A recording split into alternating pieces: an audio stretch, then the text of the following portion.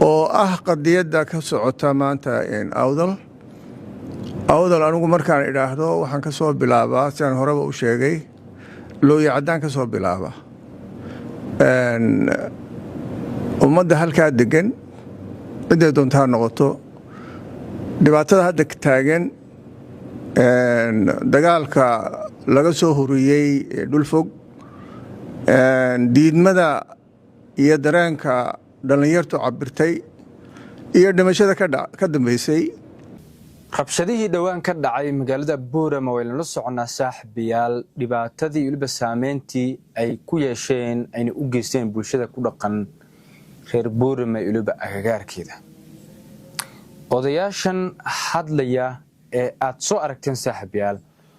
waa qaar ka tirsan hogaamiyaasha qaar ka tirsan beesha Samaroon ee degta gobolka Awdal ninkan waxa lagu magacaabaa waana hogaamiyaha Awdal State Ali Baxr ayaa lagu magacaabaa waxa uu haatan soo diray fariin aad iyo aad u adag oo markaasi bulshada reer Awdal iyo Silamida reer Boorama oo markaasi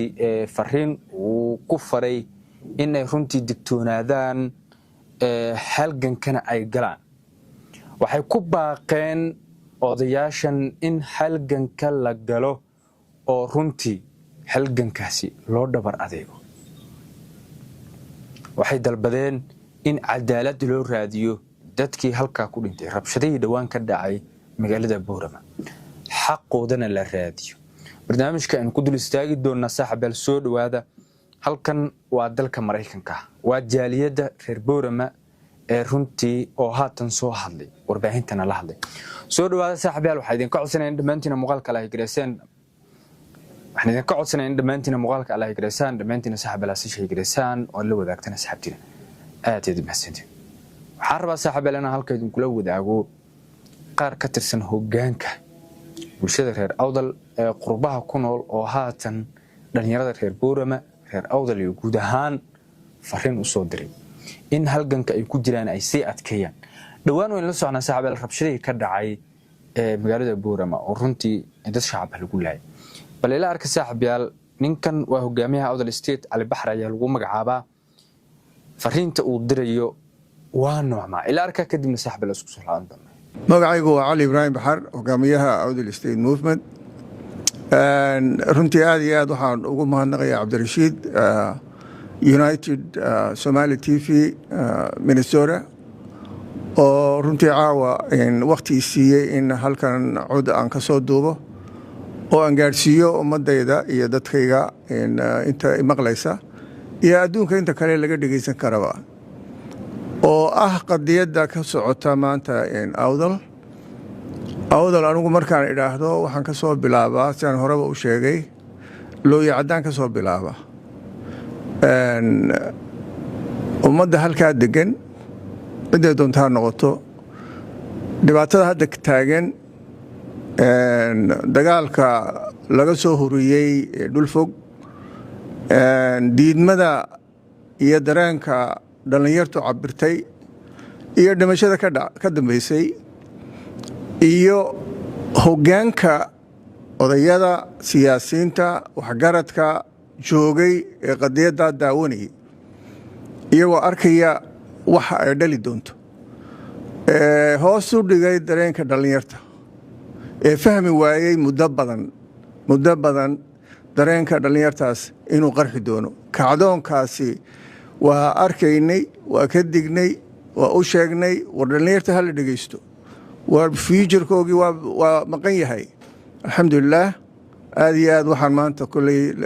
ku horreysiinayaa tacsi inaan mar kale u diro dhalintii halkaa inagaga dhimatay intii dhaawacday ilaahay uu u boogadhago hooyada iyo aabbaha iyo dadka dhalinyarta maaragtay maanta inaga dhimatay ay ka baxeen dhammaantiin way naga baxeen na waxaan leenahay dhammaantiin samir iyo iimaan waxa weeye dadku qaarkood kulley dhimashada waa xaq baa la odhan waxay u dhinteen waxbay u dhinteen waxa ay u dhinteen in hoos loo dhiga maaha mar kale waa u degaynaa odayaasha salaadiinta iyo nimanka waxgaradka iyo siyaasiyiinta ee weli hoos wuxuu maamulaya waa u digaynaa waxaan ugu digaynaa war hooy mar kale intaad ka kaxaysaan checkpointskii iyo maamulkii ay iyagu la yimaadeen dhiiggoogii baa dhulka yaalla weli calanka iyagu ay taagteen iyagaa taagtay iyagaa u dhintay kuwiina la hala dejiyo oo hoose loo dhigo shaqayn mayso berri bay haddana dhici war hooy ogaada berri bay haddana dhici dhallinyartaas laleeyahay magaalada laga saaro oo meel heblaayaha la geeyo oo qoryaha laga dhigo oo guriyaha lagu cesho war ku noqon maayaan waa kacdoon weeye kani waxaan filayaa in idinku filan aad aragteen dhallinyartaas waxa ay sameeyeen waa waxaad ku dhici weydeen muddo badan danaysta noqo ku baqaya noqo kuwa ciidamaha fadhiya Boorama oo geyni bari hore oo military ka yimid oo ka soo baxsaday shabaabka yaa Boorama fadhiya oo caruurtooda lagu horlaaya oo qori haysta wargada burso waxa dhallinyartaasi samaysay waa waxa u baahanaydeen maryo hore u baahnayd inaad diidaan oo ka dhiididaan marka dhallinyarta maanta dhimatay ee dhiigoogi maanta weli qoyan yahay dib looma celin karo maxaa loogu abaalgudayaa waxaa loogu abaalgudayaa dareenkii ay cabireen ay keeneen in halkii laga sii wado oo halka ay rabeen la gaadhsiiyo oo maxay weeye dhulkooga inay gacanta ku qabtaan oo wixii ilaahay ka siiya ku noolaadaan oo maamushaan waa qayrkood oo hub loo soo dhiyo waxa maanta ku leynaya Boorama ku leynaya Hargeysa iyo Burca laga keenay waa da'doodii oo qoryo loo dhiibay maaha askar maaha waa macawisley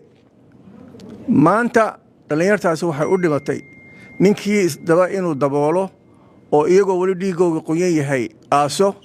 oo yidhaahda halkii baan ku noqonaynaa war hooy ka joog taasi waa mid weeye waxaan uga gudbayaa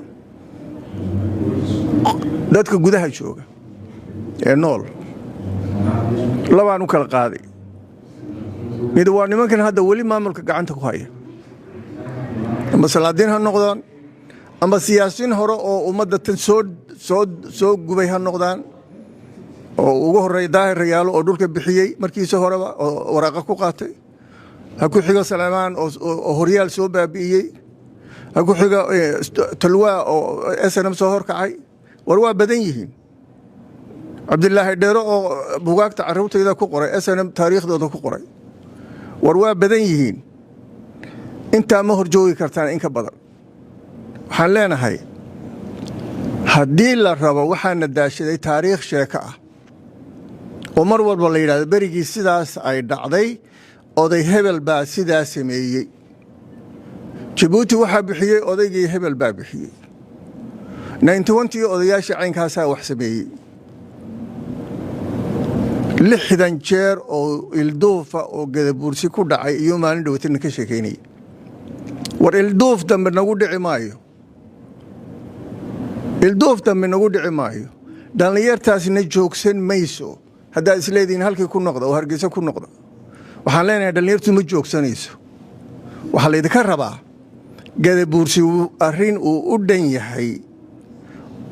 gudaha jooga iyo kuwa bannaanka jooga waan aragnaa qaar yidhaahda awdal state movement iyo awdal state yanino imanin war waa imaanaynaa annagu gadabuursi baan nahay haddaad naga saaraysaan magacayo gadabuursi ka saaraysaan dee orda ka saara ilaah baa naga dhaliyey waa u dadaalaa waxbaan dhisnay dhaqaalaan gelinay aan weligii maalin shaqo tegin baa yaa ka dhargay marka waxaan leeyahay shir weyne loo dhan yahay oo gadabuursi u dhan yahay oo hooyada ilmaheygii dhintay iyo inanka yare dhaawaca ah oo dhallinyartu ay ka qayb gasho oo ka bannaanka jooga ka qayb galo ka bannaanka jooga lacageen in la yidhaahdo ma aha ka bannaanka joogana uu ka qayb galo qadiyad gadabuursi oo loo dhan yahay taasaad ku badbaadaysaan idinkuna qadiyad si fiican u dhegaysta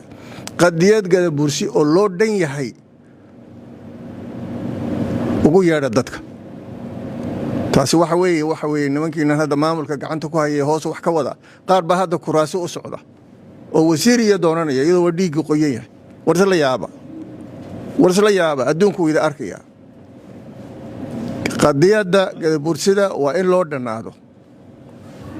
dhallinyarta qaybta kale dhalinyarta hubka sidataan la hadlaya ee meel walba joogta waxay yiraahdeen Boorama nadiifiyo oo wax walba waa hagaag dukaamada inoo ilaaliya oo kuwan buuraha joogay hubka sitasay oranaysaan ma hubka ka dejinaysaan dib uma celin kartaan waa sidaa ay u bilaabantay waan u soo soconnaa meel kasta oo ay joogaan waan ogaanaynaa wixii aan ku kordhin karnay hub iyo saadada waan ku kordhinaynaa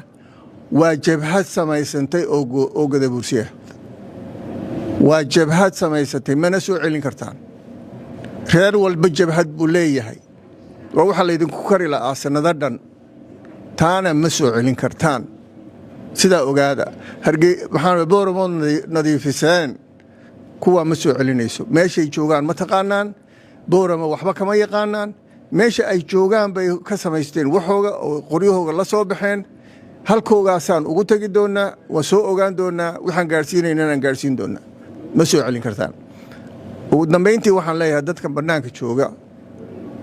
diasporada jooga ee gadabuursiga ah war lacag marka la weydiiyo ayaad yaabtaan oo isqabsataan maanta laydin baahan yahay difaac baa laydinka rabaa difaac dhalinyartaasi waxay u dhimatay baa laydinka rabaa inaad kaga dhabaysaan wixii aad ururin kartaan ee dhaqaale ah waroy hura waa maanta weeye aad iyo aad baan idiin salaamayaa